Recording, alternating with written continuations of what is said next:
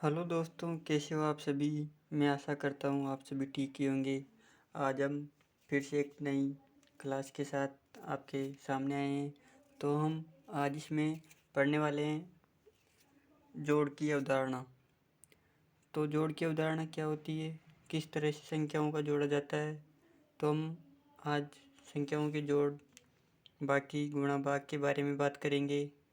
तो चलते हम शुरुआत करते हैं कि जोड़ की अवधारणा क्या होती है। तो देखते हैं जोड़ की अवधारणा।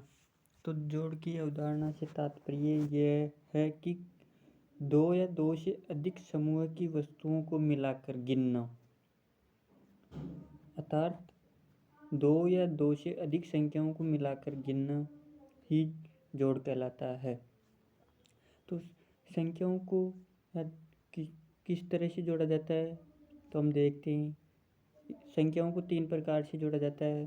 संख्याओं को स्तंभ विधि से भी जोड़ा जाता है, संख्याओं को पंक्तियों में भी जोड़ा जाता है, और दशमलव संख्या को कैसे जोड़ा जाता है तो हम इनके बारे में बात करेंगे। तो संख्याओं को स्तंभ विधि से कैसे जोड़ते हैं, तो चलो देखते हैं हम। तो संख्याओं को स्तंभ विधि से जोड़ने के लिए एक संख्या के ऊपर दूसरी संख्या रखी जाती है और इसमें इकाई के स्थान पर इकाई अंक रखा जाता है। जैसे हमने एक संख्या लिए 5240। अब हम इसके नीचे एक संख्या और लिखेंगे, जैसे हमने लिख लिया 3825। अब हम इकाई दाएं तरफ से जोड़ना स्टार्ट करेंगे।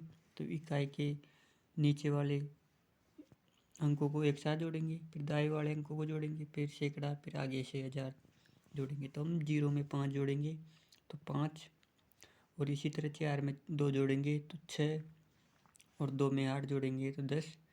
10 की तो 0 और ऊपर 1 का छिलका लग जाएगा। 5 3 8, 8 1 प्लस हासिल का 9, तो ये कुल मिला के 9065 हो जाएगा। इसी तरह हम एक उदाहरण और लेते हैं। जैसे हमने लिया 3820.832। इसी तरह हम एक संख्या और लेंगे 4820.22.346। हम इस संख्या को स्तंभ विधि से कैसे जोड़ेंगे, तो हम दशमलव के दाएं तरफ वाले अंकों को पहले जोड़ना प्रारंभ करेंगे। तो हम 2 में 4, 2 में 6 जोड़ेंगे तो 8, हम 3 में 4 जोड़ेंगे तो 7, 8 में 3 जोड़ेंगे तो 11, 11 का एक तो नीचे आ जाएगा और एक हासिल के लग जाएंगे जो दशमलव के आगे यहाँ पर लगेगा। हम 0 में 2 जोड़ेंगे तो 0 2, और 2 में 1 जोड़ेंगे तो 1, 2 में 2 जोड़ेंगे तो 4, 8 में 8 जोड़ेंगे तो 16 का 6 हासिल का 1, और 3 में 4 जोड़ेंगे और हासिल का 1, 8। तो इस तरह हमने, अब फिर ये पॉइंट 3 अंकों के बाद, तो 3 अंकों के बाद हम पॉइंट लगा देंगे। तो हमने स्तंभ विधि से जोड़ना सीखा, संख्याओं को किस तरह से जोड़ा जाता है। हमने दशमलव संख्या को जोड़ना सीखा। एक और उदाहरण लेते हैं दशमलव संख्या में। जैसे हमने लिया दशमलव संख्याओं में 4.34, फिर लिया हमने इसमें 3.523, फिर हमने एक संख्या और ली 2.5408, फिर हमने एक संख्या और ली 4.6523, फिर हमने एक संख्या और ली 5.20। तो हम इस संख्या को किस तरह से जोड़ेंगे, तो देखते हैं हम पहले दशमलव के दाएं तरफ से जोड़ना स्टार्ट करेंगे। हम इसको यहाँ पर लिखेंगे। तो हम दशमलव के दाएं तरफ से जोड़ना स्टार्ट करेंगे।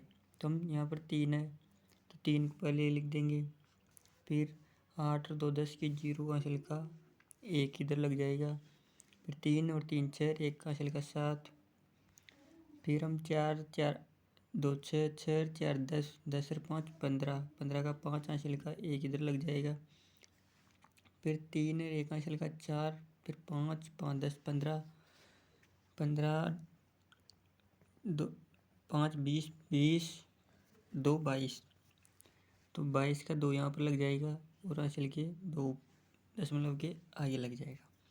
और अब हम दशमलव वाली आगे वाली संख्या को जोड़ेंगे तो 6 3 9 और 2 11 11 और 4 15 और 5 20। तो अब हम कितने अंकों के बाद में पॉइंट है मैक्सिमम, तो 5 अंकों के बाद में पॉइंट है, तो हम 5 अंकों के बाद में पॉइंट लगा देंगे। तो इसका मान हो गया 20.25703। तो हमने दशमलव संख्या को भी जोड़ना सीख लिया, स्तंभ विधि से भी जोड़ना सीख लिया। अब हम पंक्ति में जोड़ना सीखेंगे। तो संख्याओं को पंक्तियों में कैसे जोड़ा जाता है, तो देखते हैं। हम एक संख्या लेके, जिसे हमने 532 प्लस 454 ये संख्या ली। अब हमने इसको पंक्ति में कैसे जोड़ना है, तो देखते हैं। हम इकाई वाले अंकों को पहले जोड़ेंगे, फिर दाएं वाले, फिर सैकड़ा वाले। तो इकाई के स्थान पर 2 और 4 है, तो 2 और 4 का योग 6। इसी तरह 5 और 3 8, 8 दाई के स्थान पर है तो 8, 4 और 5 9, ये 9, इसका योग 986 हो जाएगा। तो हमने संख्याओं को पंक्तियों में जोड़ना भी सीख लिया। तो हमने योग के बारे में सीखा। अब हम आगे जाके बाकी के बारे में जानेंगे कि बाकी क्या होती है। तो बाकी की अवधारणा क्या होती है, बाकी से क्या तात्पर्य है। तो बाकी की अवधारणा से तात्पर्य है कि किसी समूह की वस्तुओं में से कुछ वस्तुएं निकाल देना, अर्थात कुछ संख्याओं में से कुछ संख्याएं निकाल देना। तो जैसे हमने एक पेड़ है, उसमें से हम उस पर 50 फल लगे हुए, हमने उस पेड़ से 10 फल तोड़ लिए, तो कितने फल बचे 40। तो हमने 50 फलों में से 10 फल अलग कर लिए। तो यही अवधारणा बाकी है। तो हम इसको कैसे समझेंगे, संख्याओं को पंक्तियों में किस प्रकार से घटाएंगे, स्तंभ विधि से किस प्रकार से घटाएंगे, दशमलव संख्याओं को किस तरह से घटाएंगे। तो हम चलते हैं आगे। तो संख्याओं को हम पंक्तियों में घटाएंगे तो देखते हैं एक उदाहरण लेके। जैसे ये है 4507, हम इसको 4305 से घटा देंगे। तो हम घटाएंगे 4507 में से 4305, तो बचेगा कितना, 7 में से 5 गए तो 2, 0 से 0 0, 5 से 3 गए तो 2, 4 से 4 कैंसिल हो जाएगा, 0 बचेगा। तो हमने 4507 में से 4305 निकालने पर 202 बच गए। तो यही अवधारणा बाकी है। एक उदाहरण और लेते हैं।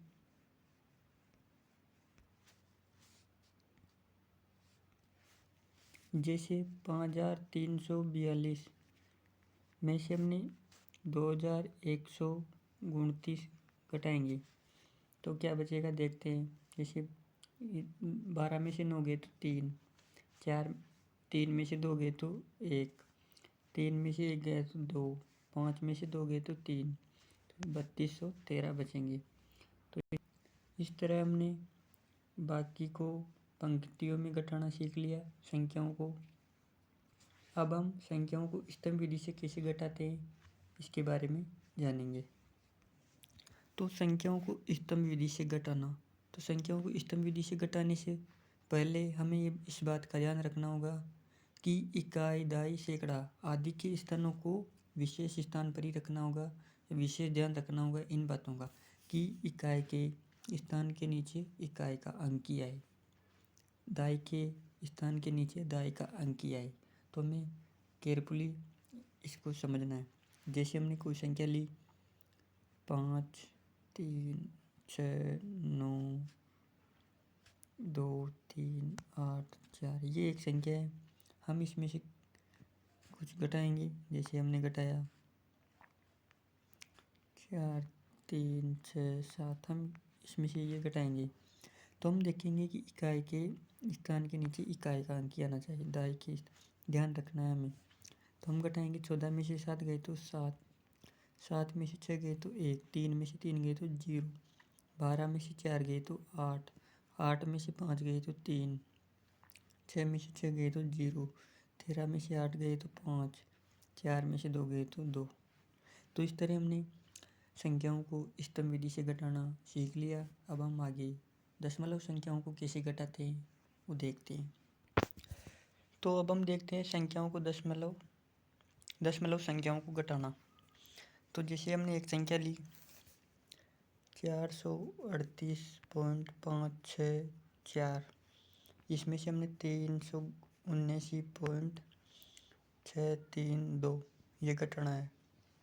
तो हम किस तरह से घटाएंगे, 4 में से 2 घटाएंगे तो 2, 6 में से 3 घटाएंगे तो 3, 5 में से 6 नहीं घटेंगे, इधर से लेंगे 1, तो 15 में से 6 घटाएंगे तो 9, 17 में से 9 घटाएंगे तो 8, 12 में से 7 घटाएंगे तो 5, 4 में से 3 घटाएंगे तो 0। तो हमने 3 अंकों के बाद में पॉइंट लगा देंगे। तो हमने दशमलव संख्याओं को घटाना भी सीख लिया और जोड़ना भी सीख लिया। तो मैं आशा करता हूँ आपको वीडियो पसंद आया होगा। अगर पसंद आया हो तो लाइक करें, कमेंट करें, शेयर करें, सब्सक्राइब भी करें। धन्यवाद।